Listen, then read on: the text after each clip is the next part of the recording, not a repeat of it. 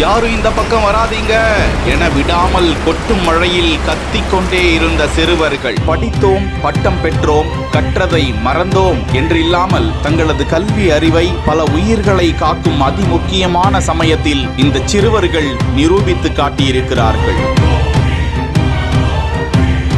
மும்பையைச் சேர்ந்த ஆசிரியர் தர்ஷனுக்கு ஸ்மித் பண்டாரே, சமஸ்கிருதி என்ற பிள்ளைகள் உள்ளனர். அந்த சிறுவர்களுக்கு அன்று விடுமுறை என்ற நிலையில் மதிய வேளையில் பிள்ளைகள் இருவரும் விளையாடி கொண்டிருந்தனர். அப்போதுதான் பலத்த காற்றும் மழையும் வீசி இருக்கிறது. மழையை ரசித்துக் கொண்டிருந்த போது திடீரென அங்கிருந்த மின்கம்பத்தில் இருந்து மின்கம்பி அருந்து விழுந்ததை பார்த்த சிறுவன் ஸ்மித் தனது தங்கையோடு அந்த அடுக்குமாடி குடியிருப்பின் 2வது மாடிக்கு பால்கனிக்கு சென்று அந்த கட்டிடத்தின் நுழைவு வாயிலில் யாரும் வரவேண்டாம் என அலறி கூச்சலிட்டுக் கொண்டே இருந்தார். கடந்த ஆண்டு அறிவியல் பாடத்தில் கெட்ட மின் கடத்திகள் குறித்து ஸ்மித் உரையாடியது சம்பந்தமாக அப்போது அவருக்கு பள்ளியில் அவர் பாராட்டுக்குள்ளாகி இருக்கிறார். இந்த நிலையில் மின்கம்பி நீரில் விழுந்ததால் அதன் மூலமாக மின்சாரம் பரவி உயிரிழப்பு நேர்ந்துவிடும் என அறிந்த ஸ்மித் துரிதமாக செயல்பட்டு அந்த விகார் கட்டிடத்தின் நுழைவு வாயில் வழியாக யாரும் நுழைய வேண்டாம் என கத்திக் கொண்டிருந்த போதே அந்த கட்டிடத்தைச் சேர்ந்த 10 வயது